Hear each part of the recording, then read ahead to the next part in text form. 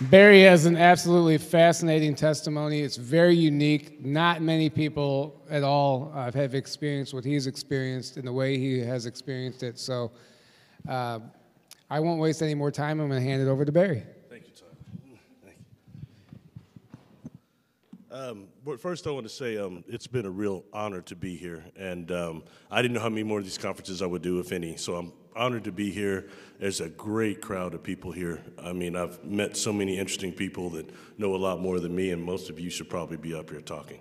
So I just want to say thank you to everybody. Thank you to Tyler and Aaron for getting me here. And also, I think when Tony said yesterday, journey to truth, that's important, and I think that's real. So thank you.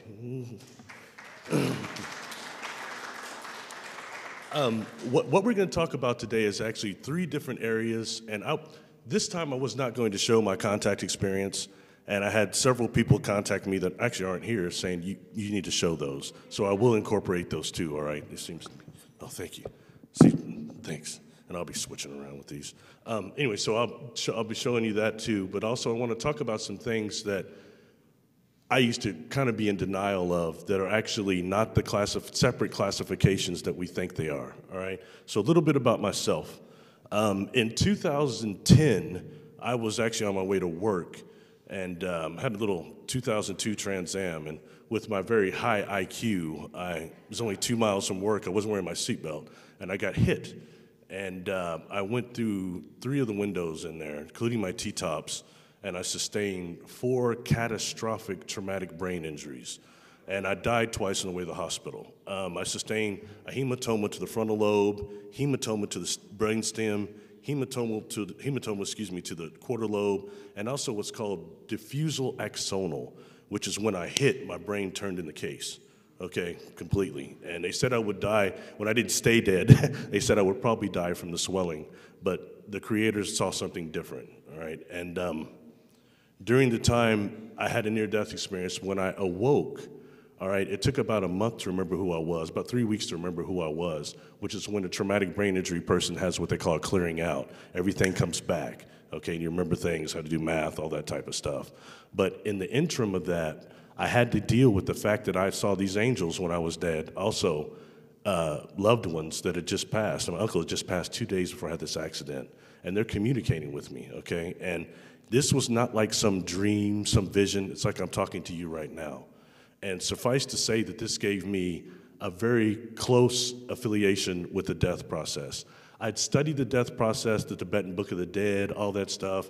I thought I knew, but I found that some of that didn't hold up during the actual death process. And what I'm gonna do is combine this and how this actually ties into the contact scenario also for a lot of us. Okay, these are the angels that I had saw. All my artwork is done by Kasara, Christine Dennett, and this is one here. And what I was trying to illustrate here, that these beings look like strings of light, corpuscles of light, and they weren't physical and humanoid. She put faces on there. There were no faces, but that's all right. So I just wanted to get an idea for that. The Urantia book has a name for a type of high angels they call super nanophim. And super nanophim are a type of archangel that are slightly different, but that level. I'm convinced that that's what these beings were, okay? And I had hundreds of people, ex-employees, ex-friends, come and look at me in that window. They put me in the window. They could see with all this stuff looking like this, you know? And in that way, it really kind of brings you into reality, you know? So anyway, that's the angelic. And I had to kind of compare them with the non-corporeals that I've seen on board craft that are also have some type of a very high love frequency to them. They may be different, but they're going, I think when we deal with the creator and evolution, it's quite similar. So I just put that in. That's a Preston Dennett's picture by Kasara, and I think that that's relevant because we deal with some of these contact experiences. Some of these beings are aware of our soul life memories that we can't remember. You know, and I do these past life regressions. Sometimes the person will go immediately to talking about in a life between lives, the life before this one, they actually were somewhere else, a whole other planet, another universe. I've seen a couple of things now. So I think that this is important when we see a craft like that are so often seen over graveyards. Is it strictly necromancy or is it something different? Think a little of both sometimes. So we'll talk quickly about earthbound spirits, all right? I've been doing a lot of work with earthbound spirits. everything about me, okay, I think it was Sherry that said yesterday she hid out a lot and wore black. See, I wear black now. I was always hiding out. I was one of those brothers creeping on YouTube, wouldn't put likes on nothing, say nothing to anybody, you know. But it was real easy to hide. But I could tell you, after having that brain injury, I had always been a psychic and medium, but I could hide it from people. And after the TBIs, you know, I seemed to be all right and everything, but the stuff would come in, instead of just the way it was for sensitive, it came in like a wave. And it would come in so strong, I would not deny it because the creator's involved, and God knows I need to hit my head again to figure that out. So people that I knew my whole life started detecting it. And that kind of led me to this. I've been a hypnotist for years, but I don't tell anybody about that. And it was strictly to learn how to recover my own missing time from encounters. And then I couldn't do it. I had to hypnotize other people easy, but I had to actually sit down myself because I can't relax. Hypnosis is all relaxed. So what I want to say about the earthbound spirits, and I'll kind of go over some of this as I try to click them. I've got 64 slides, so I'll try to go quick. The thing about this was the first book that got me hip to this when I was in college by Dr. Fiore, all right? And what I liked about her, I majored in psychology and sociology and ethnic studies, but she dealt with CBT, cognitive behavioral therapy. And that's something that I worked with a lot of clients for about 26 years. I worked with juvenile offenders, and this worked really good with clientele as far as CBT. And what I use with the earthbound spirits is cognitive behavioral. Instead of going in there like Max von Sydow, you know, it's more, these are like mom and dad, uncles, people that didn't cross over for various reasons. CBT, cognitive behavioral. I also use this to help recover from brain injury also. It gives you a really good frame of reference and also a way to actually evaluate and reframe things. So I think it's very important to say this part. Two types of earthbound spirits, all right? And I found this disconcerting at first because as a medium, sometimes I'll detect a spirit on the outside of somebody's energy field attached to them, but you know, you ask them for survival evidence, they'll give you something, some message for the person. That's different. These others are inside the energy field. They're so entwined in the energy field that you can't detect them, and also they express themselves almost strictly through negative emotions and negative behavior patterns. So this is something that comes forward, you know, and I want to say this again, this is not the demonic level, and I'll have a picture about that. The demonic level is even worse. A lot of people that work with that, this is the earthbound spirit. It's more people, and sometimes they have to be treated that. And I've found that not all, but a lot of the earthbound spirits cross over fairly easy. It's not nearly like the demonic. So, but I will say this, I think the population of earthbound spirits on this planet is more numerous than living, okay? And I've found most clients have anywhere from 4 to 12 more attached to them. I start getting tired after about 12 or 14 of them. But it's very interesting. So you have somebody completely out and their body's completely relaxed, but the mind and the consciousness is on point. And these things are always attached, okay? Another person, I thought William Baldwin did some pretty good work. I like Fiora more, but he did good work also. These just reference points. Another one by Baldwin. This is something I studied long before I had near-death experience, all right, the Tibetan Book of the Dead. And it's some things I found to be very relevant. I was also, when they talk about the past life review, that's real. Sometimes some of the things that keep us here, you know, it's very, very dangerous when we have someone pass that we love and we say, oh, please don't go, please don't go. They won't, you know what I mean? And they become part of your heart chakra too if you're not careful. And that's just a general affiliation between us and the people we love, all right? Why do earthbound spirits not cross over and join with the living? What I found is confusion, the loss of the physical body. The shock that comes along with death is intense. Like I had one client, this is a female that was in them, and she had said that she died at the Bluegrass Festival in my state of Kansas.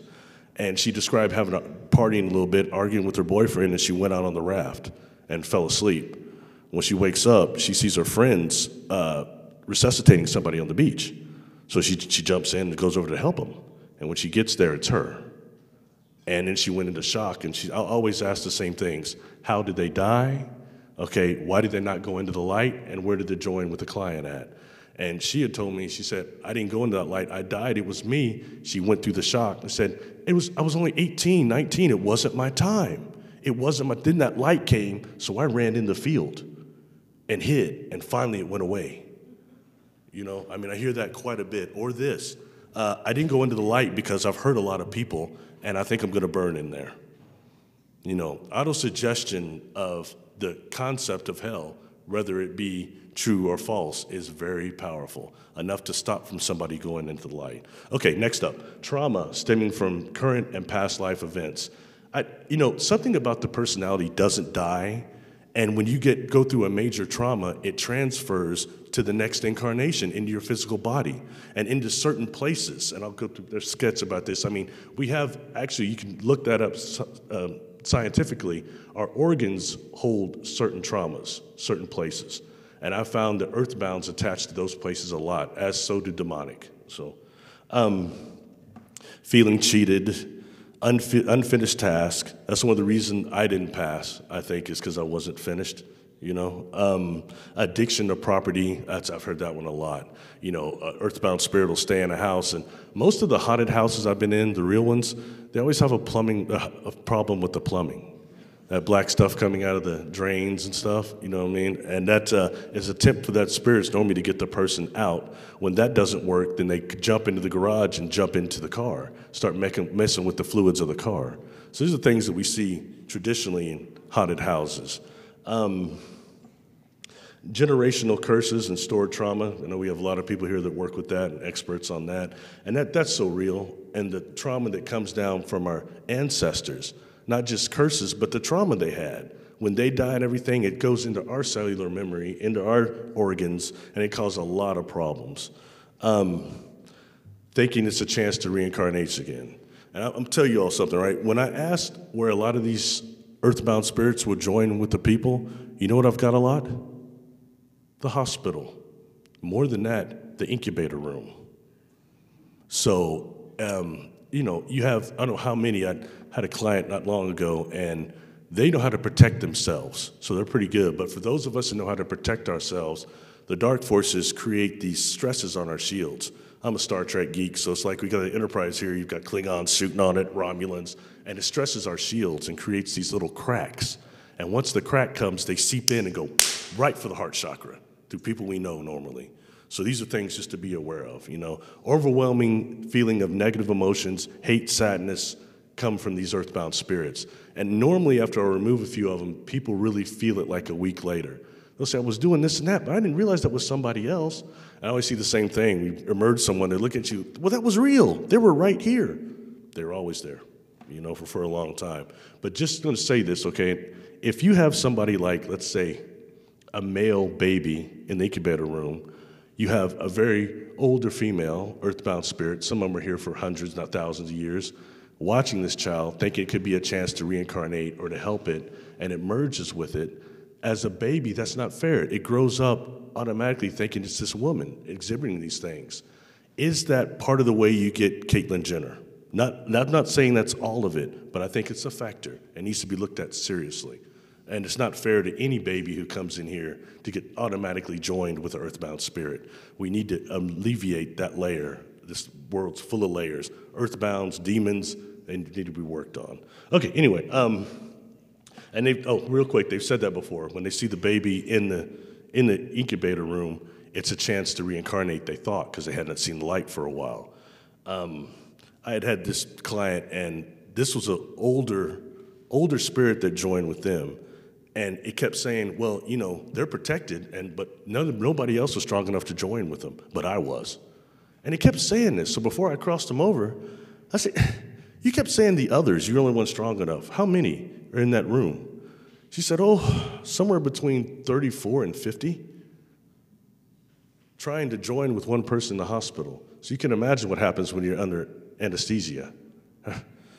Anyway, religious belief is another one. I kind of touched on this. This could be hell. And a lot of this is variant on the type of possession, how long they've been there, how strong the earthbound spirit is. The effects, a lot of fatigue and exhaustion, low power levels, violent, explosive tempers, especially with mates. You know, you're married to your wife, and you have a female that's joined with you that don't like your wife. It's to cause a lot of problems, you know. I've even had a couple of earthbound say, one of them say, you're here to trick me. I heard about you. You're coming to trick. Well, you heard about me from who? And they won't say. And they say, but you're trying to trick me to go in that light. Well, why don't you want to go in it? Well, because I can't get another drink in there. And it tells me by my high school, there was a bar like across the street, and there's these houses. And this earthbound spirit jumped this teacher that went in there to watch the Chiefs. It jumped her because, she came by the jukebox, and I jumped everybody else in there. They didn't have any juice left. She was different. She wasn't having a good time. So I was going to show her how to have another drink. And then that client winds up having alcoholic tendencies, and that they know about it, and it gets exploded and ruins their life, you know? And I said, how did you die? He said, well, it was last call. And I went, these houses are directly across the street. I went to my house, and I went to do a couple lines. So I did them, and I went back over to have one more drink, and I collapsed in the street, this pain, and passed. So what he did was went on over to the bar, trying to get that drink, and never stopped. And he's giving me inflections that are from the 70s, so I can pick them up. So I looked up how long the bar had been there. Almost 60 years. Real quick before I shut this part of it down, I had a client the other day, and some of you follow me on Facebook may have seen it. I posted the obituary. This client was strictly for throat problems and physical problems that might be connected to a past life. What comes out is that this is a female talking as a man, saying they were 19 years old and they stepped on a landmine in Vietnam, and it blew them up. They described it as stepping on it, feeling a quick pain, and just floating, and then being disoriented to a degree. Now, I took him deeper and got the full name. I got Charles Allen Smith. So when the session's over, I jumped on the memorial site and looked this individual up. They gave me the year 1965, and when they're crying, they kept saying, I was only joined for a year, and my mom was so proud of me. My suit, she's so proud. And then I just died. You know, so I looked this up. I find the obituary of Charles Allen Smith, served 1 year. Only thing that was off, he died in 68, not 65, but I don't think that matters much, does it? It's got it on there, artillery ground mortar. So these are things, and that's the client might be 35, so that doesn't take long to reincarnate, does it? Depending. Anyway, quickly, health problems, another reason. It'll cause health problems a lot. They're the ones that are things that stop them from crossing over that they had when they died. Addictions is a huge one. Huge. Addictions will stop people from crossing over. Relationship problems, sexual problems, diminished drive, changed behaviors, all these are things that are examples of possession. Talking to yourself and hearing voices, sudden hot flashes and night sweats. I get that because I'm fat, but not because of that. Lack of concentration, that's probably the biggest one I see. People having a lack of concentration. Impulsivity, possession by the opposite sex cause marital problems, and PMS problems for women. Extreme cases may result in transsexuality and transvestism. Not saying that's the only reason, okay, but I think it should be figured in. We don't even want to admit we have past lives in this society. Possession is not the only explanation for this. Real quick, I already talked about the different body parts that hold trauma, all right? So you can look that up for yourself. Emotions and of all type. Pain emotion chart, it's been documented. Just demons, I kind of mentioned that a little. We're not dealing with the demon level, okay? This is more the earthbound spirit. This is going to my experiences, okay, starting with that. This is the name that I had to say again earlier with Jessica. Anyway, these are several of the beings I've interacted with. There's been many, and I could not get a name till I was 36. And the fact that nothing was happening to me were not just traditional, quote unquote, I wasn't being abducted, and these beings didn't look like any of the ones I could see, and the technology I was seeing wasn't anything I was hearing described by other people. That went on for most of my life, you know, so. Real quickly to go into this about MACOs and black holes. I've heard black holes mentioned 3 times in this room already. Now, I have the advantage of having a Harvard physicist, Dr. Rudy Shields, took an interest in my contact experiences and started calling me. So we talked a lot, and I'd researched some of his stuff on black holes. He's probably, at that time, was the foremost black hole researcher based on the data he was getting from the observatories. And he called black holes MACOs, eternally collapsing objects, all right, and that they're not what they appear to be at all. And he talks about the processes they go through, which are somewhat similar of, but actually how they're called black holes, but sometimes they're the most brightest objects in the universe.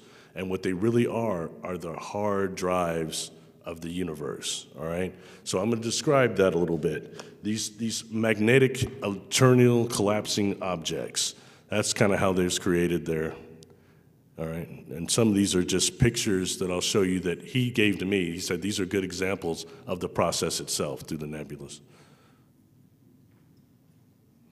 I like the next one most. That's the Cat's Eye Nebula. It's pretty cool. These are actual pictures? Yeah, go to JPL. Matter how much intense they are, but I don't know, but look up Cat's Eye Nebula, you'll find that picture. This here comes from Sophia, all right? And people don't know who Sophia is actually the Stratospheric Observatory for Infrared Astronomy. And what that is an airplane that flies around our air all the time and has an observatory on it, and they're finding all sorts of stuff that you never hear about. So that's Sophia. Right here, the thing I want to really hit about these MACOs, black holes, and how they're the hard drive of the universe is that they occur similar to brain waves, what the scientists are now calling conscious waves. And conscious waves occur in two ways, spherical and helical, okay? And when taking it to us and our bodies, we have something called microtubules. And for this, we'll specifically talk about the brain microtubules. The brain microtubules are spherical, okay? So they're able to interact with the conscious waves of the MACO. And, I asked Rudy, I said, well, how fast do you think the speed of thought is? He gave me some type of an experiment from hydrogen. He said that they thought it was 100,000 times the speed of light. So the way that we're going to access the MACOs is consciously. And I hear so much, and when I first heard about the Akashic Records, it was from Edgar Cayce, and one of those books, and the knowledge of space and time. I hear a lot of people now saying, I work with the Akashic Records. Well, what are they? That's just a word. What are they? I'm telling you now. They're these MACOs, the hard drives. The MACO itself, okay, if we have the black hole, if you can see me, the MACO itself, okay, is inside of the black hole, but it's actually the mechanism that holds the information. So if this pin here is going through the black hole, the MACO, it creates a perfect copy on the surface that they call the quantum hologram. All right, so that also ties us into something else with our brain, the mirror neuron network, which is similar to the monkey grab and release reflex thing, but in reality, it also is how you're hearing what I'm saying right now. I'm telling you what happened to me, you can visualize it through the mirror neurons. That's also connected to the quantum hologram. They operate similar. I think that's very, very important. It says something about our brain power and about our consciousness. Another picture of MACOs there. And not just the Akashic Records, how we would interact with them. So obviously, distance isn't the problem. It's a frequency level and energetic thing. Okay, moving on to my story, what I wasn't going to show. This here is from my friend Ray Hernandez, if you're familiar with him. Ray always pisses a lot of people off. He keeps it real, though, This is one of the pie charts that he had from that survey that he did from the Foundation Research for Extraterrestrial Encounter that they turned into, I think they call it CCRI now. Anyway, why I'm showing this, and by no means, okay, am I discrediting anyone that's had negative experiences. They definitely happen. They did not happen to me. My experiences weren't like that. They were positive. And when you see this chart, you see the majority of us. The majority of us. When you look, when you look at the pie, you see the majority of them. It's actually positive encounters. I think that's really, really important. Go back to the other mic. I think he has a pie. Oh, sorry, no problem. When you see the pie chart, it's mistaken. It's really skewed to the positive, and it's not what you expect to see when you hear everything in the media. And I know a lot of people have had negative encounters, but this really needs to be emphasized. And when dealing with how we have these Akashic records, and some of these beings, okay, if you're dealing with these Akashic records, these Makos, actually you have, so the inside of the Mako itself, the information is stored, is the universe now. And like the accretion disk, it wraps on the outside, and so the outer part is like when the universe started. So I think that's very, very important when dealing with that and looking at, you have possible type 4 or above civilizations that use the fabric of space as their prime power source. That's very important. That means that they're no longer in existence, some of them, and they're interacting with us strictly through our brains and the Makos. Okay, so in that way, when we're somebody, we get here, we come through that field of energy that I talked about earlier. Okay, then we get saturated with the media with, anal probes, all the stuff you hear all the time, you know? And it's very easy. You're having some type of a dream experience on that level from beings coming from the Mako that are no longer in existence. It's very easy for us to turn it into a negative encounter based on our brains being absolutely saturated and pre-trained with all this negative stuff. We are that strong. So it's just something to be aware of. Kind of like, you know, when one thing he had brought up, he showed me a pite as the reptilians. And, you know, it wasn't a chart that much unlike this one. I was shocked. And the amount of unknown was a big on there. I said, Ray, what's up with all the unknowns? I got to fill it out. He said, well, people said almost the same thing, that they were so big and scary that their appearance nearly scared them to death. But they didn't do anything to them. That's not what we hear in the media. I'm not sticking up for reptilians, all right? I'm just saying that we're not seeing the whole thing correct. To say it many times, the fact I've been on many craft and I've never seen a 9-foot bipedal crocodile is okay with me. The emotional contact. You know, a lot of these are positive in terms that it takes us forward. It makes us go forward. Quickly, mentioning that ranch again, there's a device in that ranch that the Keys of Enoch calls an aura station. If you've ever seen that book, look up the aura station. That's on that video I did with John Vivinko. I gave the pages even. But what this station does, and why I was so interested in that, because look, when I went to SETI first year, I'm not a young man, and I thought the stuff that would stop my world was over.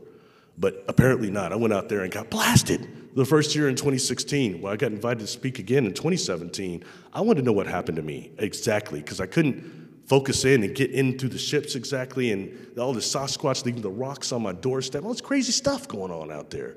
So I wanted to know what I was dealing with. So I got a regression, a professional one, 2 weeks before I went out there the second time.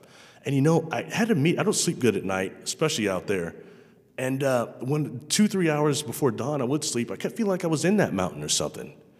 And you know, during this regression, I started describing this device inside the mountain, this crystalline Merkaba-looking device that scans people's soul life memories, okay, then produces an orb technology that could be minuscule, microscopic, but it gets in your energy field and it alters your perception, something to push you forward.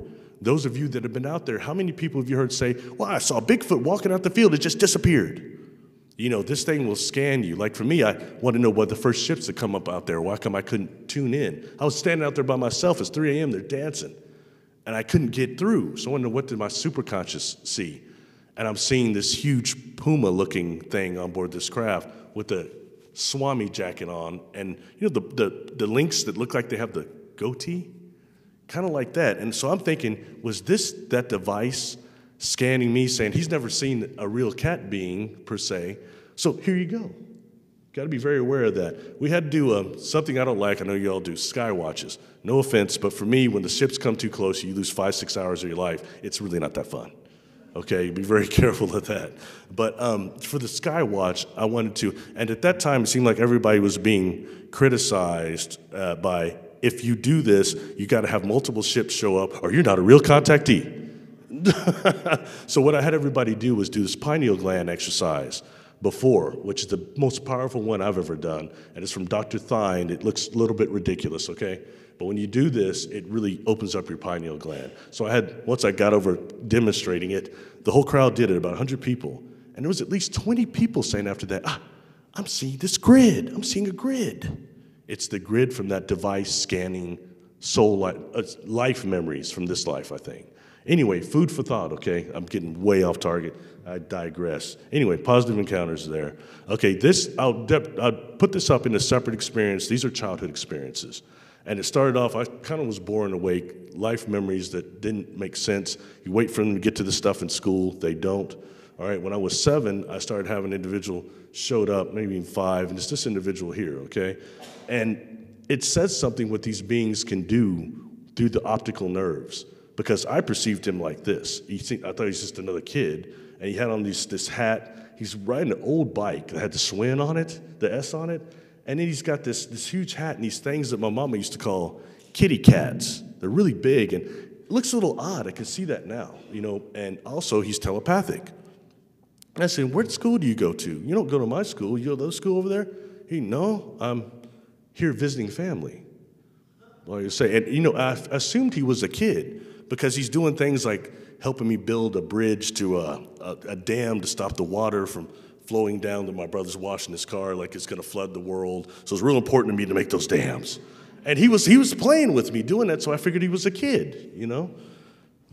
And one of the few that gave me a name, the name I got from him was Xandar, but it looked like a Y in it in my mind, but I'm getting a Z with it, so I said say Xandar instead of Yandar. This is actually the first ship that I saw with my mother when I was 7 years old. And we were going through a place, for my 7th birthday, they got me something called a Stretch Armstrong. You're familiar with that? And the first day I stretched it, man, it started leaking this red stuff. So my mother said, that's nuclear goo, we're taking it back. So we went to go get another one. We're walking on the outside of this mall, and we see this. And it's making a type of a hum, and something I want to point out about this craft, unlike the other ones I've been on, it appears to have what almost look like windows on there. The others don't have windows because they're organic. You might have a screen in there, but they're not exactly windows. Okay, on board this craft, and something about this is I kind of forgot about it. And one day I'm in my 30s, a mother called me and said, I'm going to throw out some of your stuff you left here for years now. Come get it. And it was actually a box of magazines, Omni magazines. I got all those because in the middle they had a section called Antimatter that dealt with different contact experiences. That's the first time I heard about Billy Myers or any of them. Okay, this craft, I couldn't remember this, and my mother has to jar my memory. And that doesn't, I've got a really good memory. She's looking at me going, you with your creepy Star Trek memory, you can't remember seeing that? And the only time that happens when these beings are involved, okay? So this is actually a picture that's from Mexico, but that looks quite a bit like the craft. When I go so I did a regression for this. And I just want to get a better look at the ship and make sure I get a drawing of it. And during this regression, I find myself here, okay? Looking down, it's not the mall it was, but I'm looking down at my mother and I, and there are these gentlemen on there, these 3 Caucasian dudes. The one standing up said his name telepathically, Alex, A-L, the hyphen, capital A-L-E-X, okay? And then these 2 gentlemen sitting down, they never said anything. And they weren't like identical twins, but they looked like they could be fraternal almost or something. And they had these odd boxes on that you see there, even a little bigger than they're illustrated. And the chairs themselves were lower enough so that the boxes didn't interact. And I mean, the suits they were wearing were tight. It made Christopher Reeve look like he had on slacks. You know, it gave me a little sperm count looking at it. So anyway, you know, but this was the experience. And what I think these gentlemen are, I've named them the commission, like a time commission. I think that they're historians. And this craft, I think you have probably not all humanoids in there, but I think these are stations for different historians, probably of different species, I would imagine. I only saw that one compatible, because that wall was metal at first. He goes like this, and I can see out of it. So far down, it looks like you could fall through it almost. So that's this experience, okay? Going forward, that same year, probably a couple months later, my mother was an antique collector, and she would go junking. And you know, she's pretty strict, so I could move around a little, go like this a little, but I couldn't do a lot, you know. But then she went to this store, antique store, and in here, they had one side of it that was these books. And in this little fountain they had these rocks. And I spotted this river stone that looked a lot like this river stone from a TV show I'd watched after school on Nickelodeon called Under the Mountain. Came on right after You Can't Do That on television where they throw the green slime. Anyway, on that show, there's a gentleman, an old man, that came from another galaxy to Earth to fight these creatures called Wilberforce that were like mud worm creatures that could morph. And he had these two stones. And he said that he came with his friend, and his friend died on the way because it was too long of a trip. Now, it turns out later, Mr. Jones, this guy, he's not really human. He's like a green light, okay? So when he came here, he came without craft. That's what he's talking about. Point being, this rock looked like that. And there were supposed to be like these weapons from another planet, and it's real cool. So I wanted the rock. And this guy comes out from behind the door, and he walks up to me, he says, "Young man, do you think igneous rocks are metamorphic by nature?" And I looked at him, I was 7 years old, I looked at him and said, "Well, yeah, but it takes millions of years. They need more like Bill Bixby and Lou Ferrigno. It needs to be immediate, you know?" And he said, "It doesn't work like that." You know, and he starts talking to me about just a bunch of geology type of stuff. And I'll ask you all this now. Who do you know that walks up to a 7-year-old kid and says, "Do you think igneous rocks are metamorphic?" You know, at that point, my brother was laughing at me because I was trying to boil sandstone to see if I could turn it into quartz. But, you know, that's this kind of stuff I was into. So he knew something about me, all right? And when I get ready to leave, he's telling me, "I'm going to give you that rock." So I thought he maybe worked there, but I see now he didn't, but he must know those people. He said, "I'm going to give you that stone. And it's very unique. I think you should put it under your pillow and dream with it." We walked out. And before he gave me the stone, he says, "I'll give this to you free, but I want you to fill this out and join. It's free." And he gives me this blue card. I'm like, "Yeah, sure, whatever, man." I just wanted the card. I remember they'll take the offense to this, so we get in the car. My mother goes, "Oh, that white man was very taken by you." I don't know, that's one of the rock, man. But you know, in actuality, okay, the card he gave me was to the Kansas Mineral and Gem Society. And I didn't realize how much that would factor into the contact experience itself. So this rock, I took it to one of the shows from Mineral Gem, and I had it looked at under the fluorescent light, and it has these little speckles on it. I mean, not super thing, but it's odd for a rock, for a river stone. The guy looks at me and said, "Where'd you get this?" Forget it, man, you know. So anyway, point being, this gentleman, it took me a long time to realize that they're the same individual. And what I can tell you this, and describing him, sorry, I use references. Knight Rider around 1983, David Hasselhoff had a mullet. It looked just like that, okay? He wore a mullet like that. And I don't know a lot about genetics in that way, but he might have even been blonde if he was younger looking, okay? So that's just something there, and I call him, Alex, a charter. Although they may be time travelers too, but I call them charters because for me, every 7 years, one of them has showed up. And there's nothing about them that looks and makes you say, "Hey, are you an extraterrestrial?" But when you feel energy, there's something about their energy that is very strong and it pushes you. Not the way like somebody with ADHD does, but it pushes you in an advanced way. Like, to be honest, it makes me say, if we don't destroy ourselves on this planet, what will we be like in about 2,000 years before we leave these containers? As beings, what will our fields be like, our mind? I think that's what these charters are.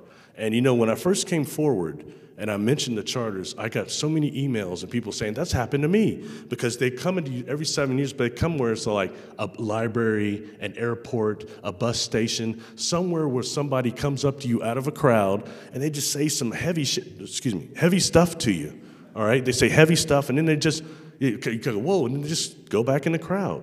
You don't know where they come from, who they were, where they went. I think it might be the Christian Bible that quotes, often people have entertained angels and been unaware of it. I don't think these are angels, but I think they're non-humans walking our planet that look human. Maybe they are, but they're from the future or something. So anyway, that's the charters. So all of you that are lifetime experiencers, think about that every 7 years, or now I'm finding even less maybe, but have you had somebody come out of nowhere and say something to you like that really changes? I think they have to make contact with us in certain ways. This here, I call this this is in the 6th grade. I call it the acid rain experience, all right? And this is when it's one of those nights I don't sleep well, especially now, but I woke up and I'm not at home, okay? I'm on board this craft. And first of all, when you wake up somewhere and not at home, it's very startling. Even if you're getting a love feeling, it doesn't matter, all right? On board this craft, there is a screen, okay? And on the side of it is this individual floating, okay? He's about the size as I was at that age. I was in the 6th grade, all right? Now, I want to make a point of this. This is insectoid, but it is not a mantid. None of that, okay? This was proportioned to me as I was as a kid, his body was. But he looked much more like a grasshopper, greenish tinge with these milky colored eyes, all right? And no antenna.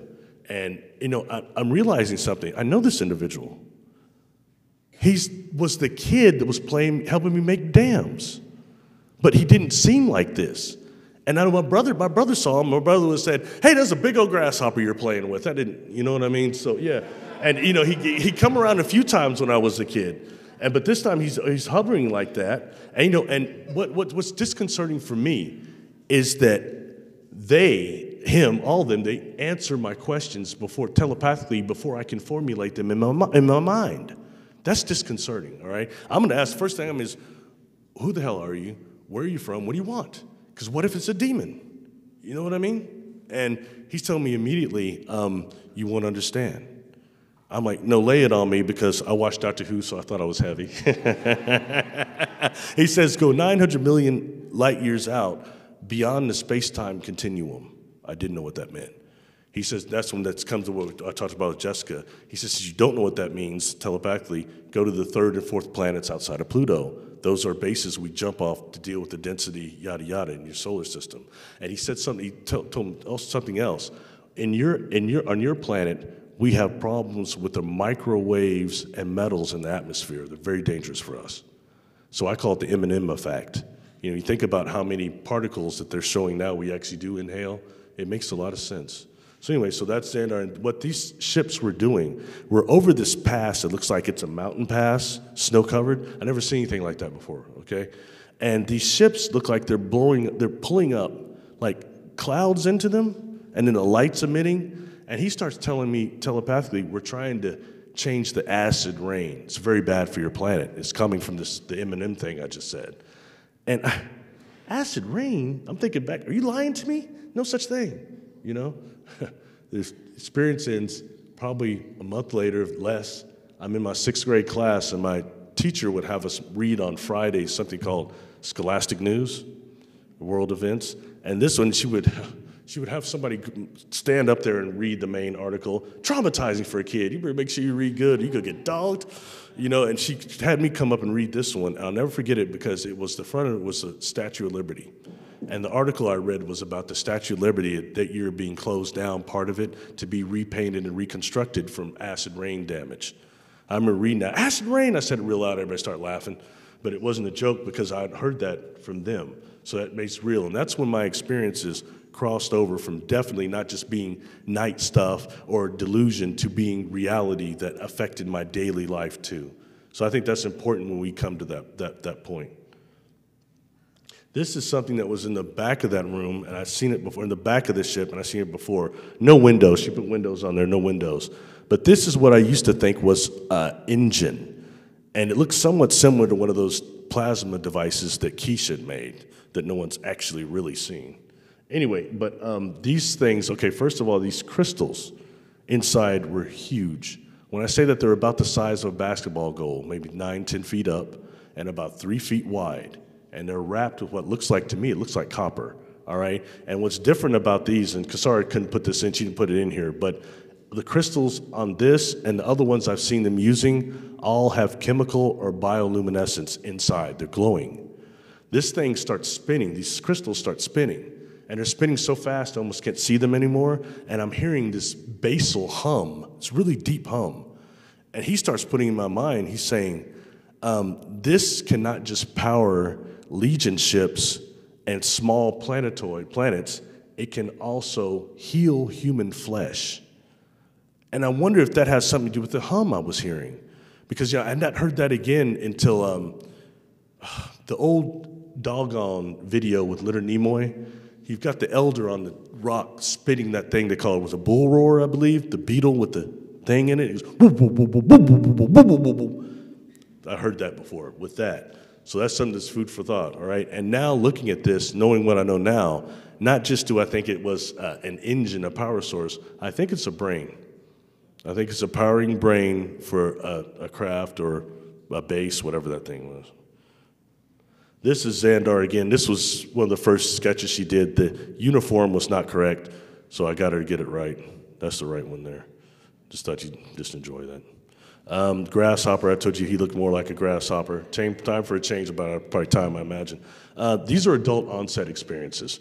Between the ages of about 12, 13 to about 17, I stopped having experiences. I was trying to stop them kind of, but they just kind of ceased. Other stuff happened, but not to the same validity that I've just described in childhood. Then at 17, they started again. And this time, on 3 of these experiences, somebody else was with me. Once upon a time, I almost got married.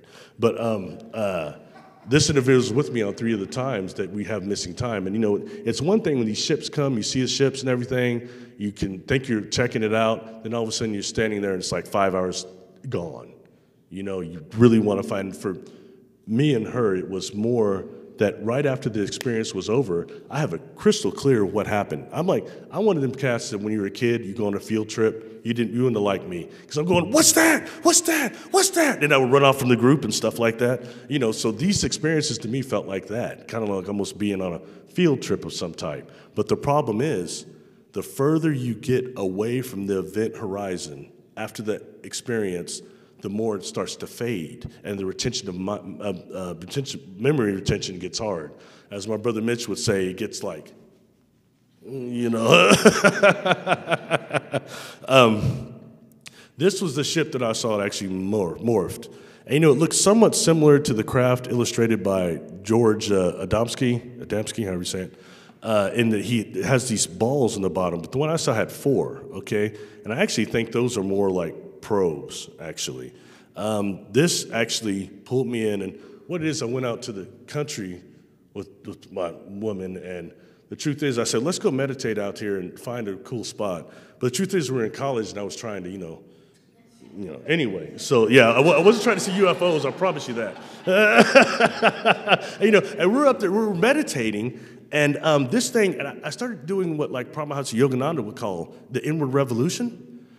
And like falling in yourself, it's the heaviest meditation I've had. And I opened up my eyes after a while, and we're parked in front of this pond, and this thing flashes in, a light first, and it flashes in. It like materializes. And this thing on the top, that's called directional emitter, okay? And it's actually moving, and every time it comes my way, I see the lights, woo, woo, woo. I know what that is now. It's tuning to someone's brain waves. Okay, this thing, after this experience, okay, because I tried to tell her, I seem to come back or something. I'm looking at this thing, I tried to tell her, hey, she's sitting in my passenger's, like in Indian style, in my passenger seat, super uncomfortable. Anyway, I said, hey, do you see this? And she was from Israel. She said, hey, man, that's your thing, man, your thing, man. Don't bother me. She never looked at it, okay? So I started meditating again because I didn't want it to stop. I get a break in the frequency after a while. I open my eyes, and she's looking between the window and the dashboard, heads like that. And I said, they've been here a long time. I tried to tell you, don't freak out or you're going to mess this up. And she starts looking at me, looking at it. She started hyperventilating. And this thing just went, whoo. And then suddenly we're standing outside my car, and it's turned around, and we're looking at some light up there. And I'm thinking, that must be the sheriff because we're sitting out here in the country, you know. And she's saying they want us to go up there. I said, are you in your mind? Not getting in, what? You know, but then this thing starts changing. Okay, after a while, another one came that was golden. That seemed to get her attention. But this one, it started changing. It looks like there's almost a static over it, like that type of distortion. And then it starts changing. And I'll tell you what it turned into, okay? These are the stages of it. Then boom, it turns into this. And this to me looked like what they call, J.J. Hertog has a page in the Keys of Enoch that he calls tri-pyramidal Merkabahs. I believe that's what this was. The illustration of it, it's actually chemical luminescence from the inside. They're glowing from the inside. They're connected by these rods, and they look like it's almost a molecule, okay? Now, I can tell you something that I know what this is now, okay, is that these are beings actually that are dealing on the universal level. And what I was seeing was this craft doing a pattern of unfoldment to match its destination. Okay, you know, and we'll talk more about that in just a second, but that's what that was. And I'm gonna tell you folks, it's interesting to hear about it now, but when I witnessed this, science knowledge or whatever, it pushed me to the brink. You understand? It was pretty hard to accept, because that's not, you know. This is, okay, the first room that I went in, like when you see this, see the little hatch there at the bottom? Inside that was this room. And this was much bigger than it appears in the sketch, real big. To me, it almost seemed like it was big enough to be a cargo bay. You could put cars in there. When I hear about people getting their cars beamed up, it might be in a room that size. But the walls are mushroom-like, mycelium-like, organic. There's this blue beam in the middle, but this thing, this black box, I've seen many black box, what looks like these tubes coming out of it going in this organic wall. But the thing about this, with the thing it's on, when I go up to it, it feels like I'm getting sick, like getting dizzy. You know what I mean? I know now because those boxes and some of the engines or whatever they are temporarily displaced. So it makes us sick to get near some of them. That's this box, okay? And so I call that the anti-gravity room. I don't know really what it was, but this is another level of that craft. Once again, you see the mushroom type of texture. And I knew that when I touched it. You know, where I live, we call the things toadstool, grow up in your yard. This seemed like that kind of consistency, but it was harder. It didn't quite have the full fungus effect to it. All right, and these little window things, to me it looked like kind of garage. You look in, you kind of look towards them. I was saying you're in that room, and then you're getting really, really sick. This is a being that I've encountered a few times that was on board that craft. This being gave me a name, one of the few that has, Mana, but not the way we spell it, M-A-A-N-A. And I probably got more responses since I've come forward on this being than any of the others. And say 7 feet tall, probably androgynous, I would imagine. But you know, the brain looks like it's on the outside. Somebody recently told me, go look at Mars Attacks. Never watched it. But I watched it, and the beings there have a brain on the outside. Don't look the same, but similar to that, okay? And these black eyes. But the thing is that when looking at this creature and what I see on Earth, it looks most like brain coral, okay?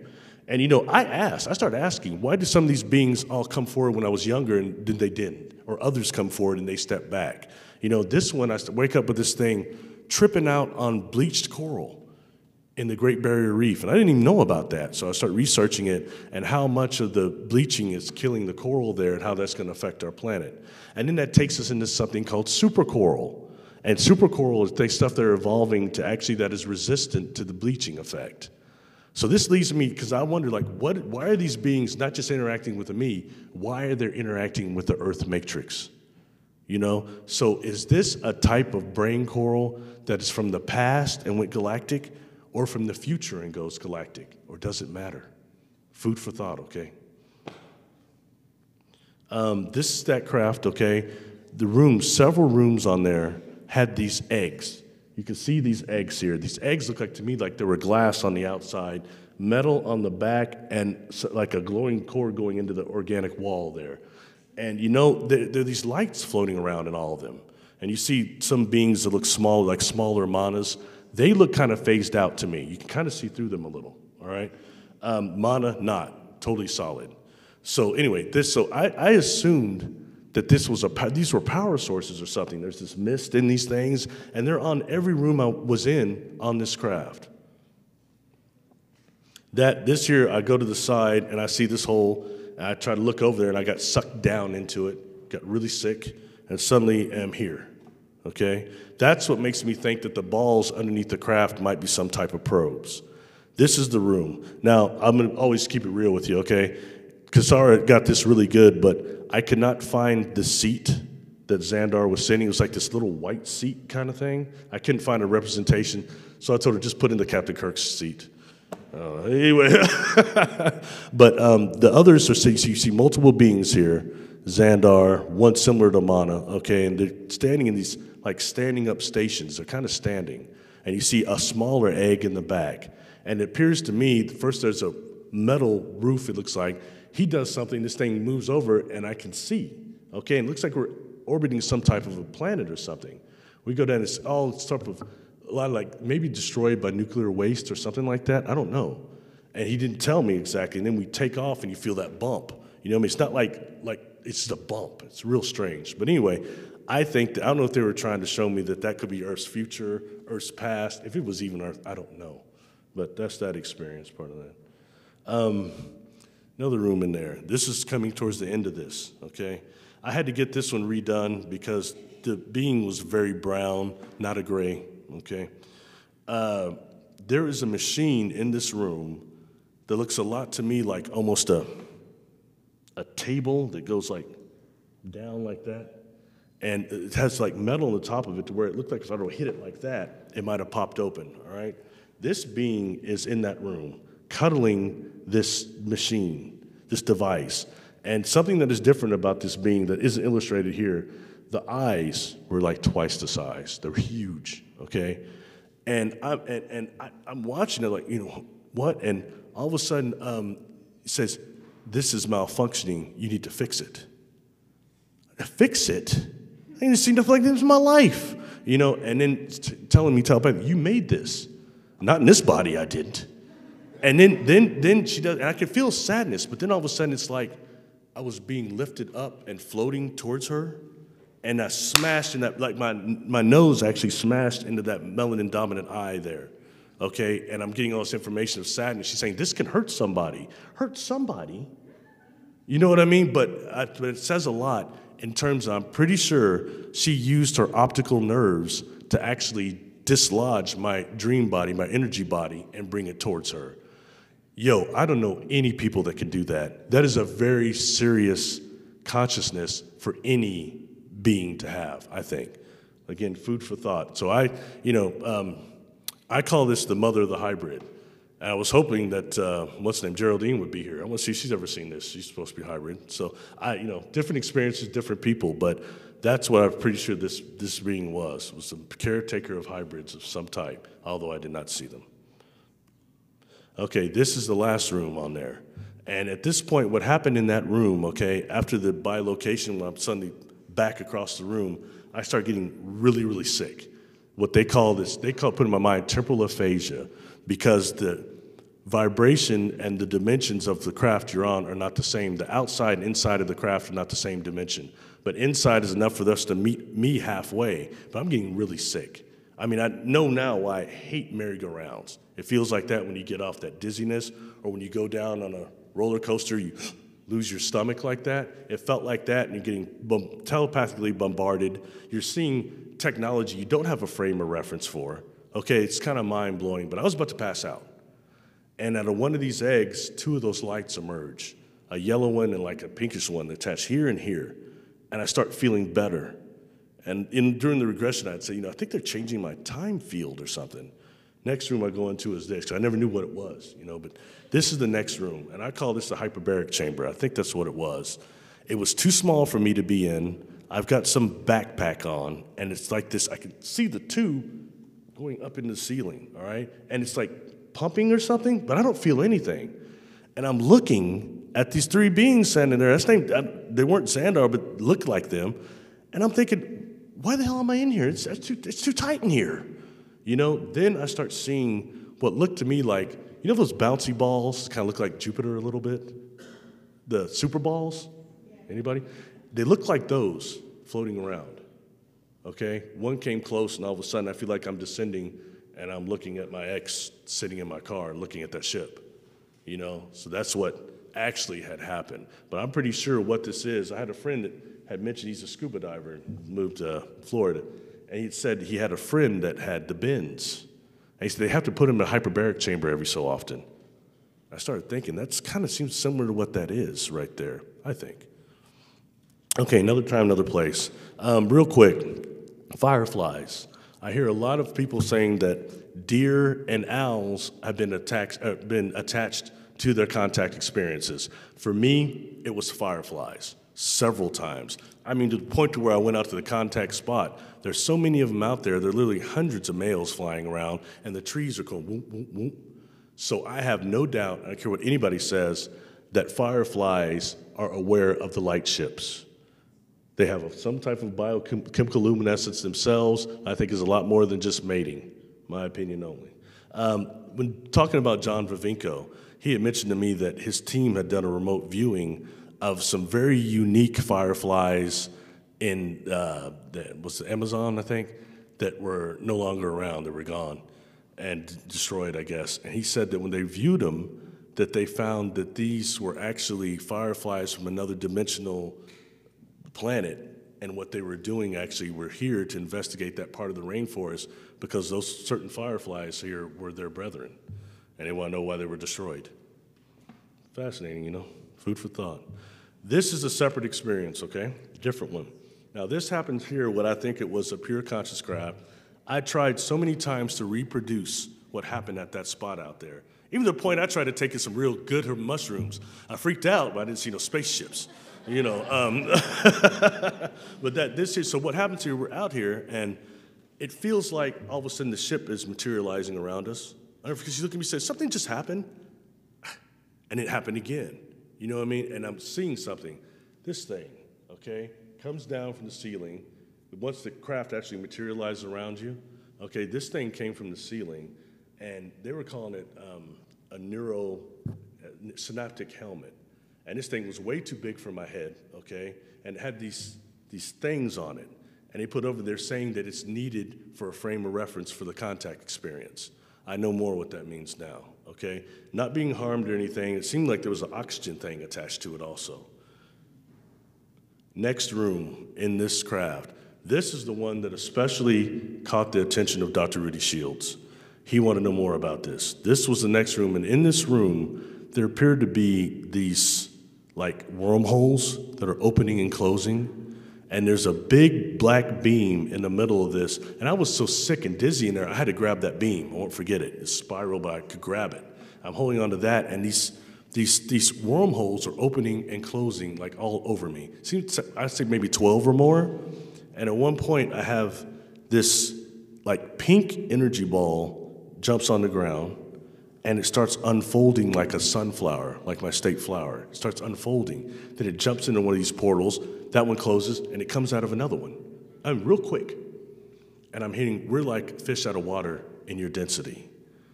And you know, I didn't put this together, but I would go out and practice. Back in high school, I'd read Carlos Castaneda. I read all that stuff, and he gave certain techniques. One was called the gate of power. I would go out to this field and try the gate of power, and I didn't realize what it really does is slow your internal dialogue. Stop talking to yourself. That's when we become more multidimensional. I do this gate of power, and I stop, and I sometimes might see a craft or something, but I see these blue flashes, like fireflies, but it's in the middle of January. No way, it's super cold, you know? And I thought, was these fairies? What are they? They're so quick. Now I know. So in some cases, it was non-corporeal crew members exiting, coming here, and then going back. Like even from those eggs, maybe. Again, food for thought. Something about this craft and this room. This is a place where this craft is able to generate these black holes, these makos, and then choose the one that has the best coherency, path of coherency. That's important. That is not something that I've heard other craft doing. And I underestimated myself the sentientness of this craft itself. Like I said, how I think it senses our life memories and things like that, very important, all right? And when dealing with what I saw the other craft doing, reconfiguring in the sky to a pattern like that, that's what I think we're dealing with here, okay? The next room on this craft, it seemed to me almost like a cave with these, make sure I say this right, stalagmites, right, coming down. On the edge of these were these honeycomb-looking ball things, all right? And when it starts like light going around them, okay? And then it would turn, one of these things would emerge, a light being with a humanoid form. And they're telling me it's so I have a frame of reference during the communication, if nothing else. So that's food for thought. And that golden ball there, I've encountered those before with the hexagon in it, and I'll show that in a minute. But that has something to do, it takes us into the honeycomb conjecture, why the bees actually use that form to store their energy and their power. I think it's much more valid than we think, okay?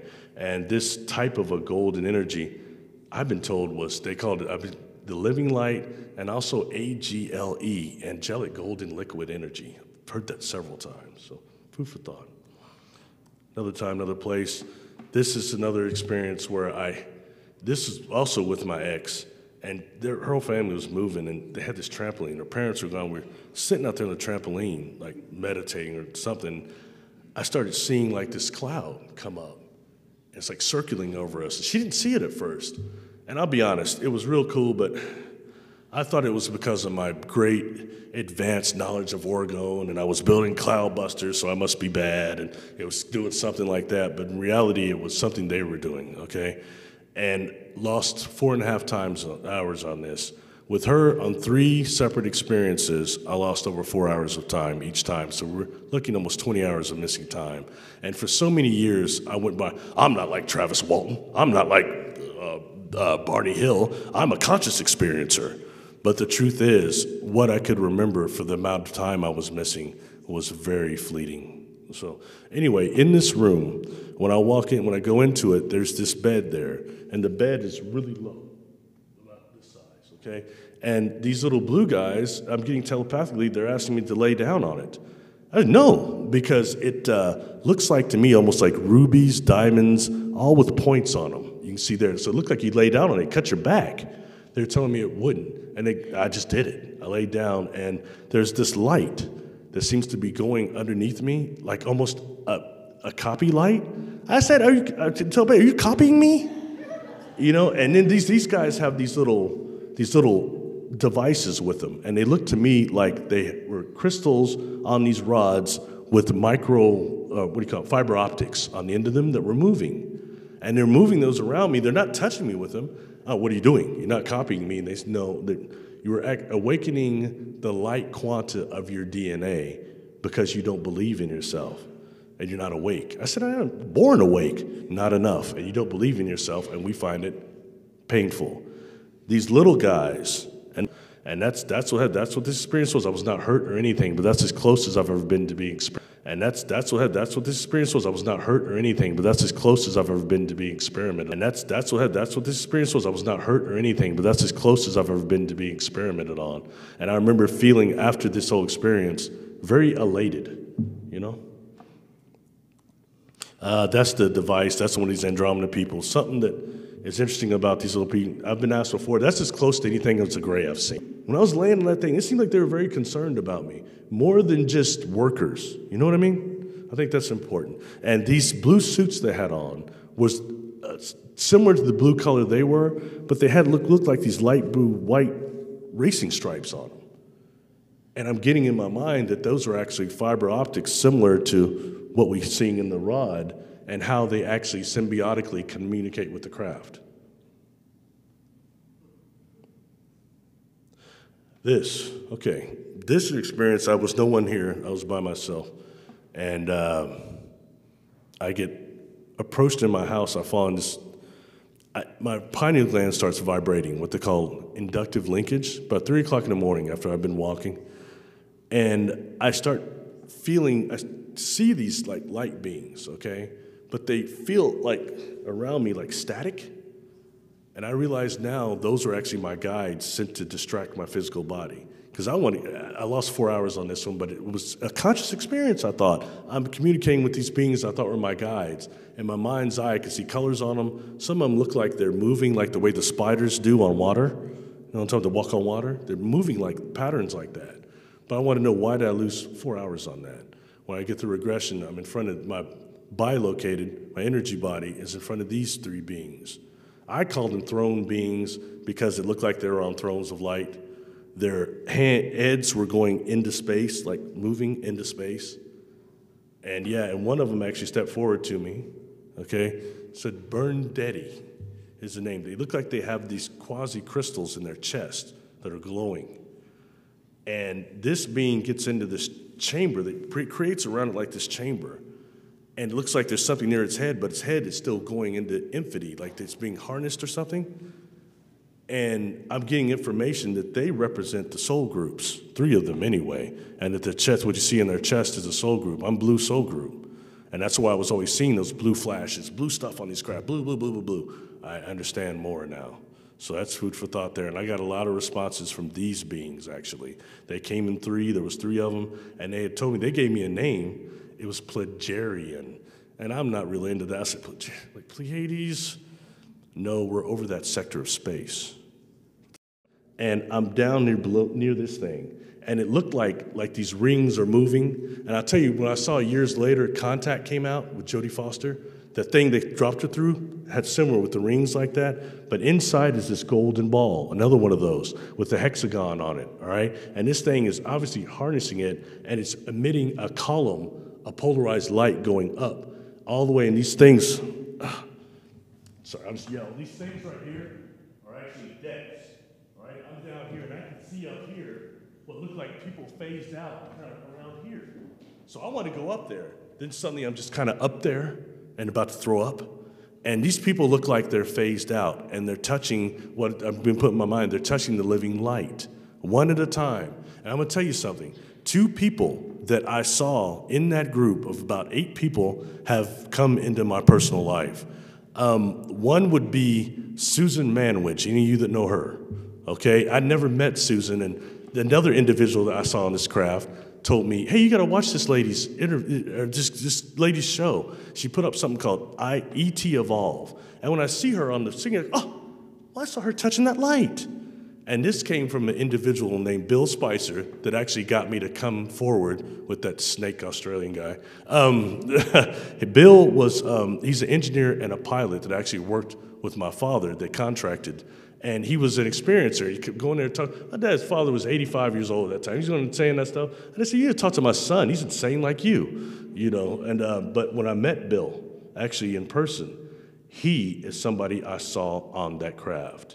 And you know, Susan doesn't have as much a memory of it. She seemed to vibrate with the illustration, but Bill has a very good memory of it, especially the box on top. Seeing these boxes on mini craft, and what I was getting that they're a type of, for anti-gravity is what they're used for. Not to necessarily trap souls, but they collect the orgone life energy and then can release it around the skin of the ship for anti-gravity and just power in general. I think this is also not just an engine, I think it's a brain, okay? Bill Spicer, there's a lady here I've never met, Margie Kay.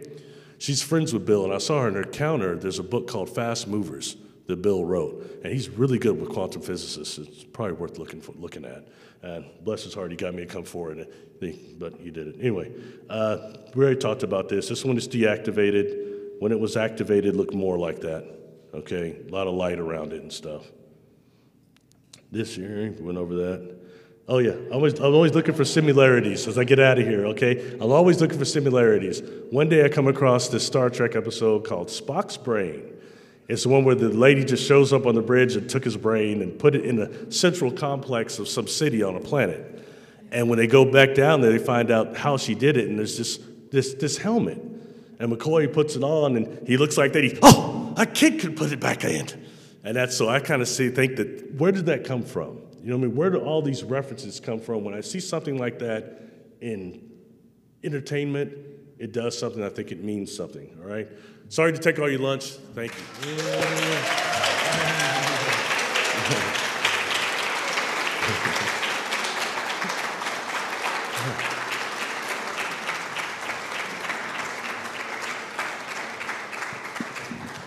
Let's eat.